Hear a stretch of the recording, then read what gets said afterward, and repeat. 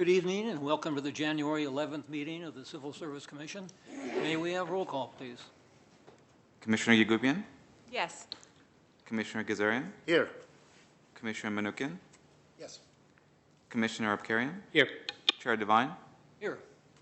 As my last meeting as chair of this commission, I'm going to do a couple of things. First of all, I'll be taking item number 9 out of order. It's my belief that our new chair should have the privilege and honor of chairing the first meeting of the new year in its entirety rather than after the first, at the end of this meeting. So if you could read into the record, please, item number 9. Reorganization of the Commission. Very good, thank you. First of all, I want to thank my colleagues for putting up with me as chair for the past year. Actually, it's been a year and a half due to circumstances beyond our control, and I've appreciated working with you. I appreciate the respect and the dignity that this commission has shown not only to ourselves but to the people that appear before us, and I want to thank you again for the confidence in allowing me to be the chair for the past year and a half. With that said, I want to do a couple of things. First, I want to open nominations for a new vice chair and chair. I'm going to pass the gavel to Commissioner Manukian, Vice Chair Manukian, and start off by making 2 nominations. I'm first going to nominate Commissioner Yakubian as vice chair and Commissioner Manukian as chair. Second. We don't need a second on that, I don't believe. Is that correct? No, we don't need it. I'm going to take the gavel back now since I'm still a chair and ask at this point if there are any other nominations. Hearing none, we'll close nominations and we'll ask for roll call first on the vice chair. Or this is for vice chair for Commissioner Yakubian to become vice chair. Roll call, please. Commissioner Gazarian. Gazarian. Yes. Commissioner Yagubian. Save it for last. Got it.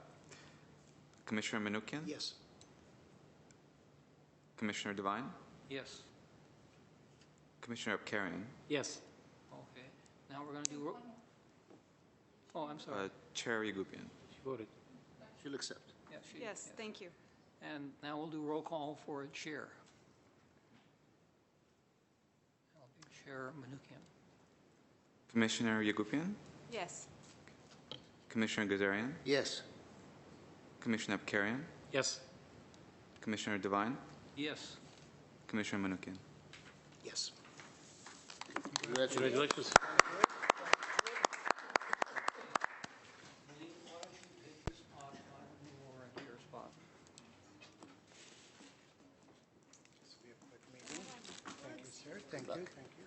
Thank you, sir.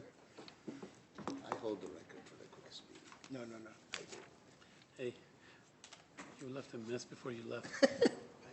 Clean it up at least. Well, thank you very much. One of the things I want to do, first of all, I want to thank our pristine Chairman Devine. I've had the pleasure of working with him for over, God, I think it's been 15, 7, counting 15 years. And there's not a day that goes by that I don't learn something new from you. So I appreciate it and thank you. And congratulations, ma'am. And we're ready to go. I want to be divine.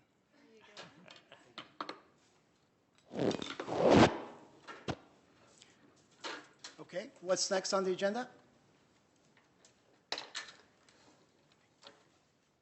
Minutes for the meeting of October 12, 2016. Okay, do we have a motion for approval? I was absent, so I cannot vote on. Move to approve. Nope. Second. Hold on. Yeah. Yep, that's why I just realized. No, you're talking about the We're talking about 12th that was here. Just present. Commissioner Gazarian was not there, so we need another second. but I think Talim was here. You and I Yes, were I wrong. was. Okay, so we have a second. Can we have roll call, please? Can we take them on unanimous consent? Just as long as- I'm sorry. Oh, there's only 3 of us. Oh, okay, I'm sorry. Go ahead. Okay. Can we have roll call, please?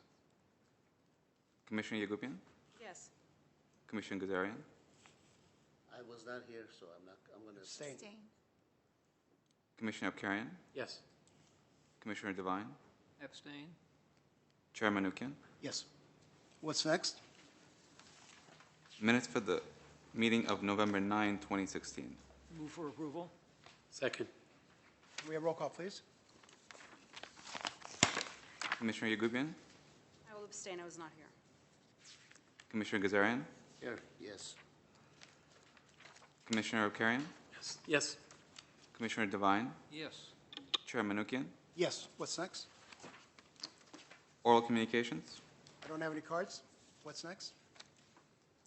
recruitment and examination report. Mr. Doyle. Mr. Chair, members of the Commission, this is our monthly report on recruitment and examination activity.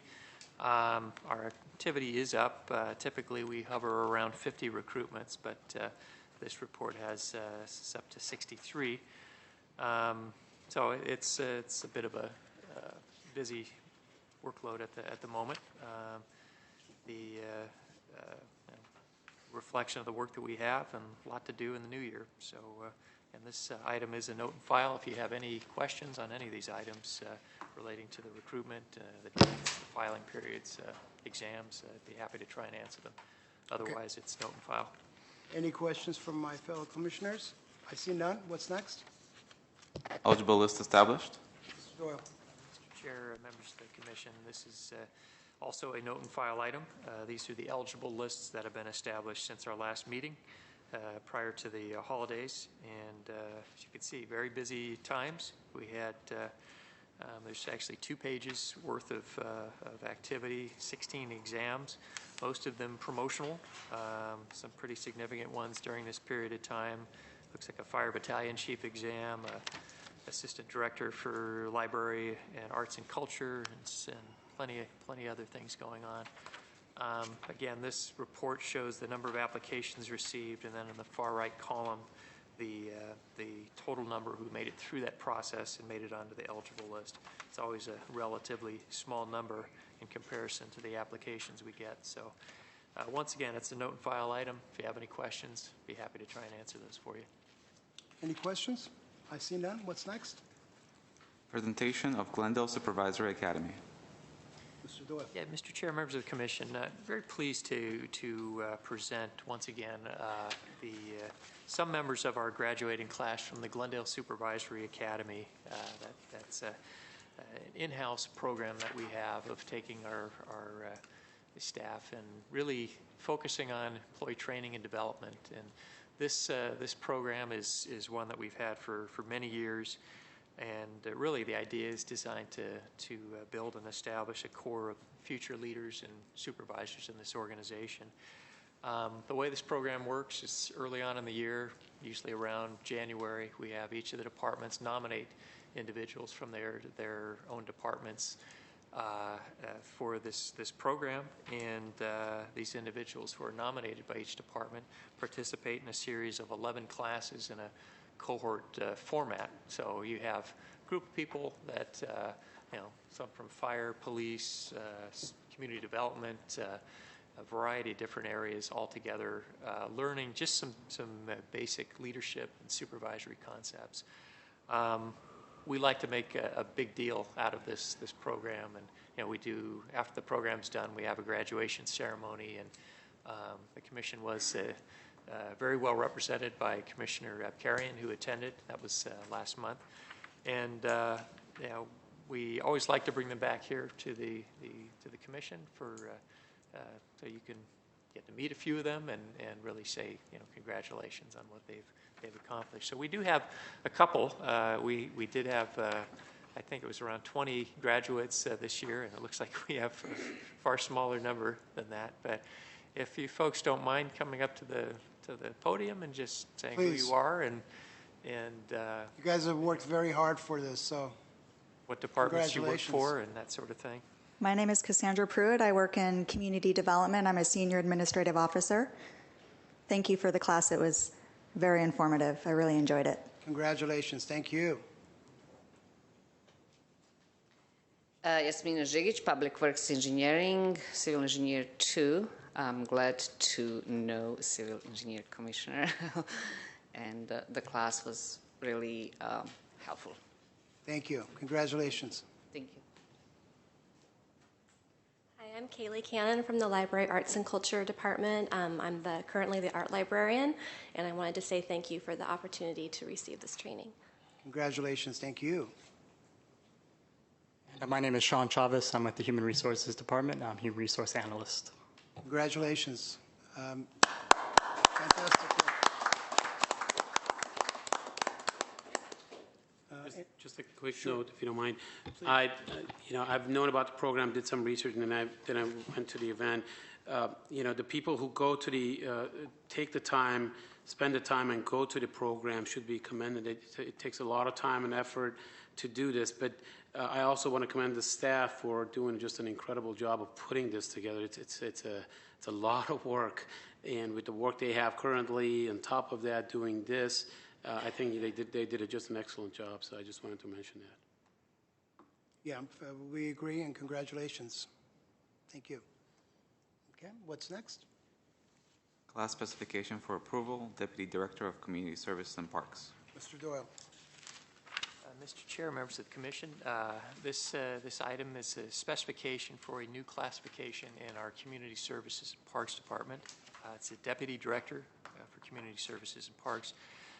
Many of you know that Mr. Onik Bulanikian was appointed as the department head in last September, and as is the custom, the city manager really does encourage new department heads to look at their organization and see what changes need to occur and what reorganizations need to take place to ensure that they have the appropriate structure to do their jobs and best meet the needs of the city.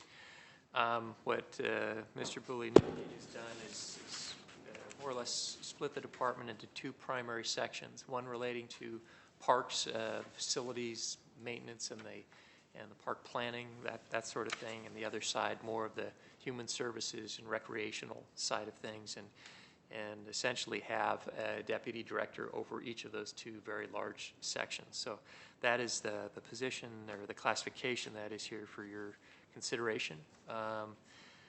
If you have questions, I'd be happy to try and answer them. Mr. Bulanikian is here, as is Ms. Abramian from my staff who worked on this specification. Sure. Commissioner Gazarian. I'm looking at the chart, and I see two vacant Deputy Director of Community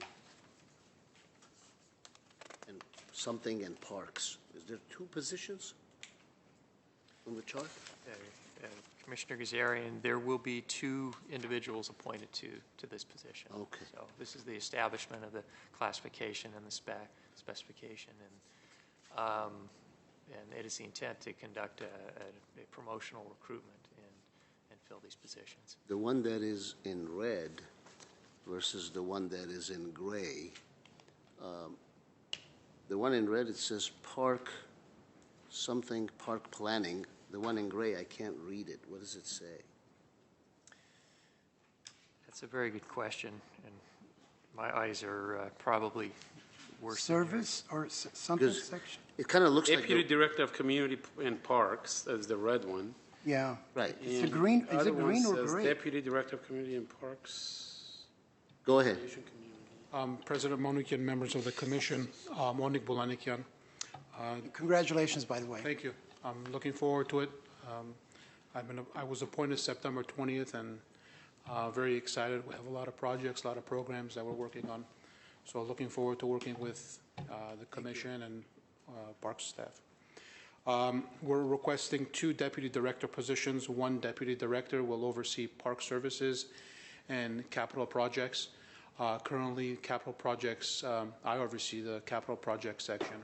We're working on a $16 million DIF plan that was approved March 29 of last year. And I would need the Deputy Director to assist me and Parks staff and CIP staff in planning. And then the second position would be oversee the Recreation and Community Services section and the CDBG and Human Services section. So they'll oversee two sections. Would you be able to tell us that mystery box that none of us can? Recreation and Community Services. Okay, there you Yes. go. And what does the red one say? The red one is Park Services Planning. and Oh, Park Planning. Services, okay. Are these two deputy director positions equal in terms of supervisory authority and equal in pay, if you know? Yes, they will be equal in pay and equal in supervisory authority.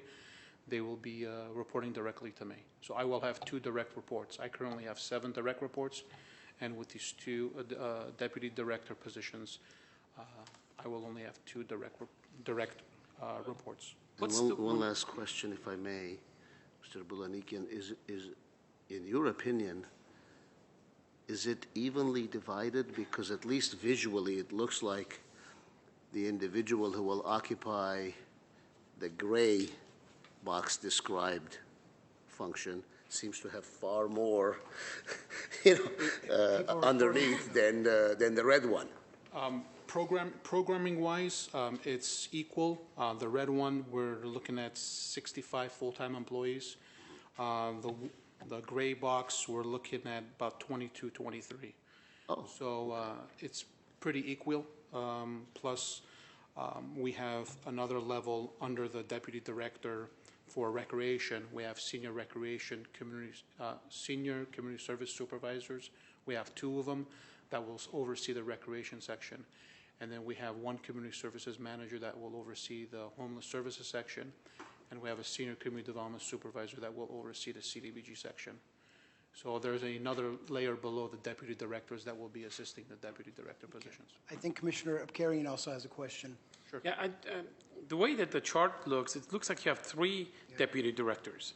One is a workforce development administrator, and that position is currently in charge of workforce development, which is the Verdugo Job Center and Glendale Youth Alliance. But that would be the same pay and the duties would be almost the same as the other 2 deputy directors. The pay is less, I believe it's 10% less, and the duties will be only for workforce development. It's, they have a smaller span of control. Maybe for the chart in the middle, if in the future, maybe you can consolidate some of these together so you don't have, it seems like everyone in that department has some kind of a title. Not everyone needs to have a title. We can consolidate a few of those and make the chart a little bit smaller. I think it would be a whole lot better. I will say also, members of the commission, the recreation and community services section, that would be the green one, has a lot of part-time positions in addition to a lot of seasonal, like for the aquatics programs and things like that. So it does appear much, much larger than the other one. Because we have over 200 hourly employees. And I'd like to note that these 2 deputy positions are funded by the previous position that I held as Recreation and Community Services Administrator. So we won't be asking for additional money. There's actually a savings because we're not hiring an additional body. We're just reallocating staff. Any other questions? Do I have a motion? Move to approve. Second. Can we have a roll call, please? Thank you, sir. Thank you.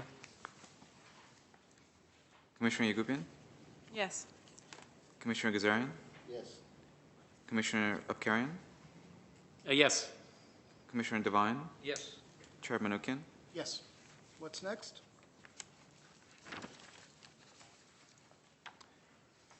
Class specification for approval, Irrigation Technician Series. Mr. Doyle. Mr. Chair, members of the commission, same department. This is the establishment of a new series called the Irrigation Technician Series. And this is individuals that will be hired that deal basically with the repair and maintenance of irrigation systems, the main lines, sprinklers, lateral lines, and irrigation control systems. For as long as I can recall, we have hired individuals to work in this particular function by utilizing this classification known as a building repairer. And it's kind of a generic classification, and I would hazard to say it's probably not the most appropriate classification to utilize for this particular area. We have building repairers who work in various other departments, mainly public works. that do general facility maintenance and construction work and that sort of thing. And this, the irrigation control is really its own specialty, particularly in light of how complicated some of these automated irrigation control systems have become. It's no longer just, you know, hiring somebody to go out and change a sprinkler head. Some of these systems are quite complicated. You really need to know computers and be able to repair things from that standpoint. So again, what we've done is created its own series, and within that series we have both a technician classification and a senior irrigation technician classification. So it's our intent to begin utilizing this as we fill these positions in the future. Once again, Mr. Bulanikian is here. This is his department. We also have Mr. Coco Panosian, who heads up our park section. You're getting good at these pronunciations. I love it. Kidding me? Better than me. Good. I'm sorry, I didn't mean to cut you off. That's okay, and not to leave out Miss Abramian, who staff assigned to the Parks Department. So if you have any questions, I'd be happy to try and answer those for you. Do we have any questions? I see none. Do Move we have for a motion? approval. Second. Can we have roll call, please? Commissioner Devine, Yes. Commissioner Gazarian, Yes. Commissioner Yagubian, Yes. Commissioner Abkarian, Yes. Chair Manukian. Yes. And what's next? Reports. Mr. Doyle? Chair, the only report we have under this agenda item would be our past due performance evaluation report. It's not so much a report as a graph, but it's something you're used to seeing with a list of the departments and whether they have past due performance evaluations. As you can see, there is one department with a second notice, and I was just handed a note from the city clerk indicating that the one evaluation that was late on its second notification was completed and served today, and the city clerk regrets that he couldn't make this meeting due to a child care issue, but he wants the commission to be aware that he has in fact served that evaluation. Just for future purposes, I think if by the time this report comes, if they're not here, they should send a rep in here, and being whoever that person might be, they should have somebody here explaining that instead of handing you a note. So as a respect to the commission, as a respect to what we've done, to come at 10 o'clock and do the evaluation and say, now I'm done so I don't have to show up, I think it's just kind of a cop-out. So from now on, I think if they don't have it done by the time this handout goes to us, an email to us, then they should show up and at least, as a respect to the commission, come over and just say, this is the reason I didn't do them, or I just finished them, or something like that. I agree, and I want to echo Commissioner Abkarian's remark referencing this piece of paper that says department heads with a second notification have been asked to attend the Civil Service Commission meeting of 1/11. Now, if we want to modify that, and if we want to say, unless they're in compliance before the commission meeting commences at 5 p.m., I'm not a stickler for that. But if the language as it is remains as it is, yeah, I mean, if the city clerk has child care issues, clearly I understand that, but someone from the department should be here, as long as this language calls for someone's attendance. That's all as to that issue. I do have another comment when the chair gives me. Beyond that, sir, Mr. Chair, members of the commission, I had every reason to believe that the city clerk would be here today. Oh, I'm sure. I have no doubt about that either. Yeah.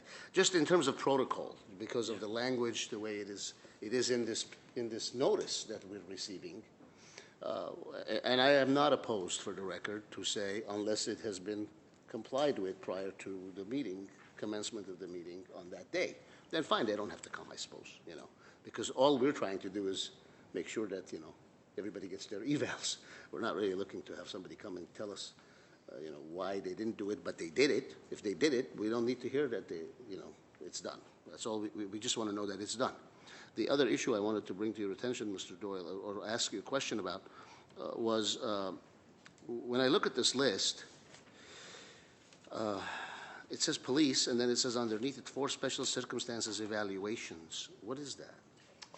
Very good question, Mr. Chair, Commissioner Gazarian. The special circumstances addresses situations where ordinarily the evaluation would be late, but there's some issue where it could not be served, and that's typically 2 circumstances. One would be that either that employee is either out ill, medical leave, or workers' compensation leave, or has been asked to go home and pending the investigation, depending on... That would be the second circumstance if there's a situation where someone is on leave or in the process of facing a disciplinary action to where they would not be able to be served. So let me get this... And those requests to be placed on special circumstances are run through my office, and I'm specifically in charge of granting those approvals or not.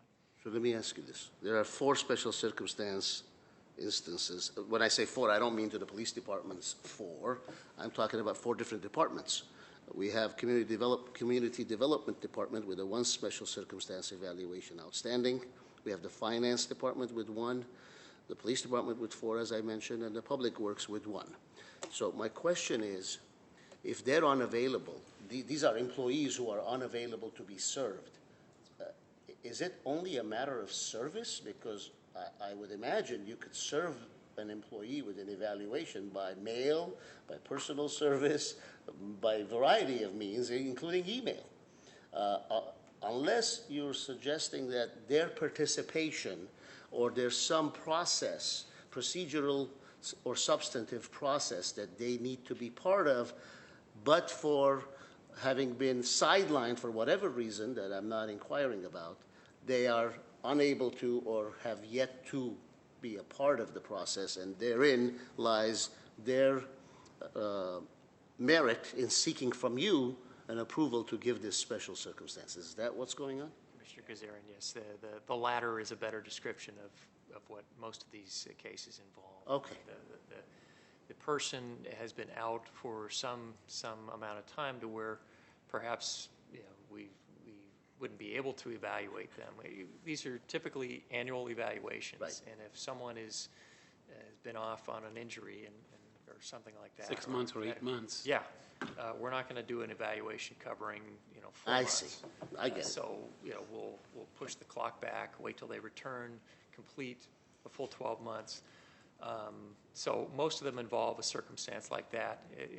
With regard to, there probably are a few cases where it would involve just, you can't serve it because someone is out. But, our process does require a personal service and a meeting with that individual, and it's not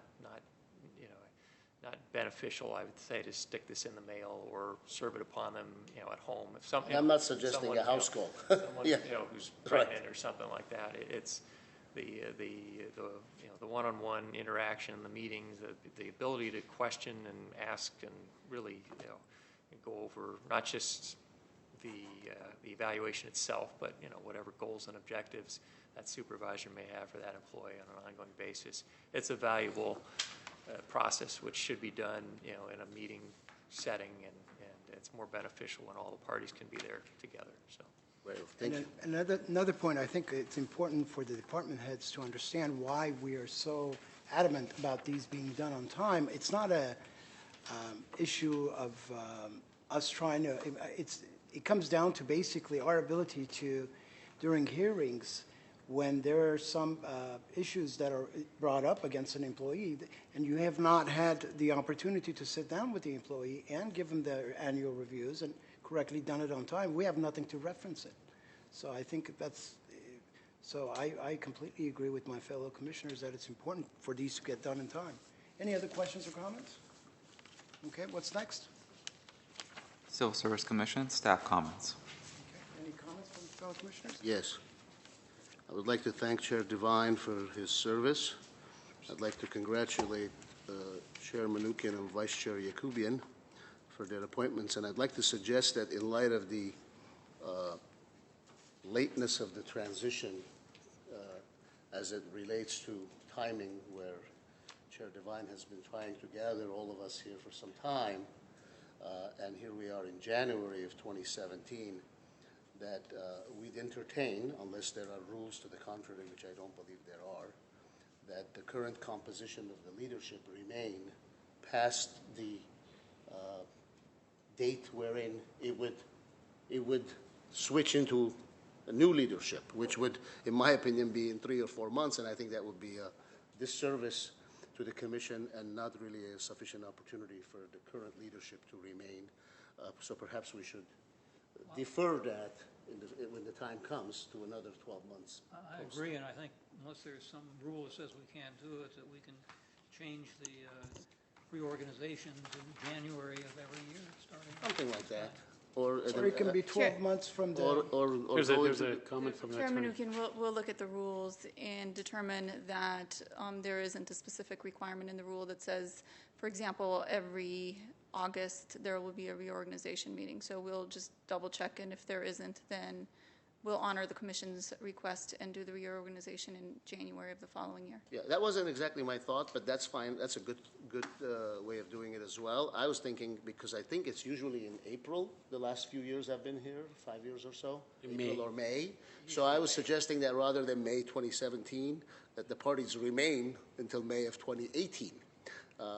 But of course, that's, you know, that may be more than they might have bargained for. In that case, you know, if it's flexible, then we can. And let's look at January. If January is a good date for the transfer, then this way everything would be caught up and everyone. Sure, that sounds like a fine idea. The other comment I would like to make is I would like to actually take this opportunity to thank, and I want to say the men and women of the fire department, the Glendale Fire Department, because I know that there are men and women working in the department.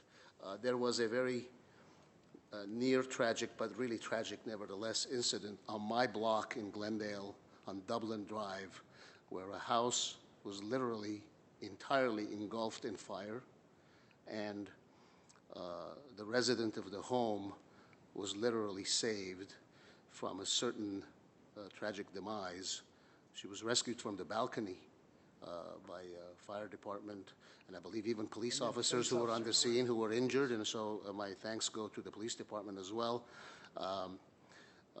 It's always a heartfelt, great feeling when your city's finest do the deed that they did on that early morning.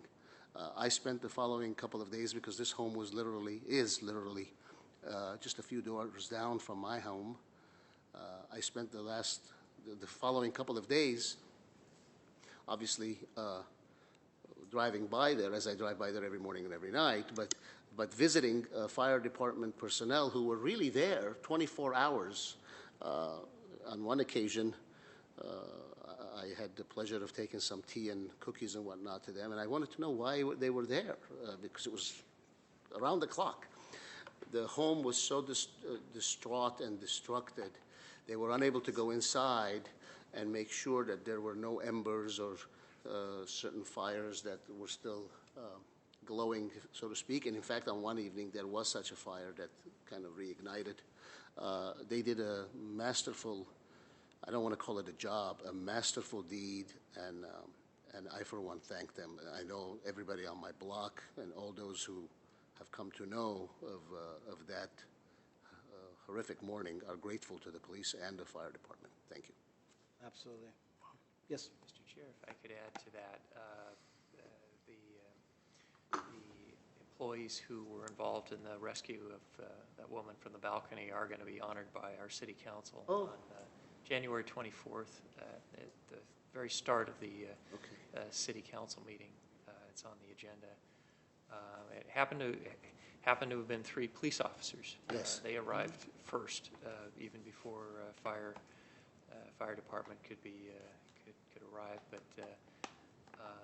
yes, those 3 officers will be recognized at the beginning of the city council meeting In addition to that, another city employee recently rescued a woman who was crossing the railroad tracks. An older person and Metrolink train was coming, and this was a Public Works field employee just out doing their work, and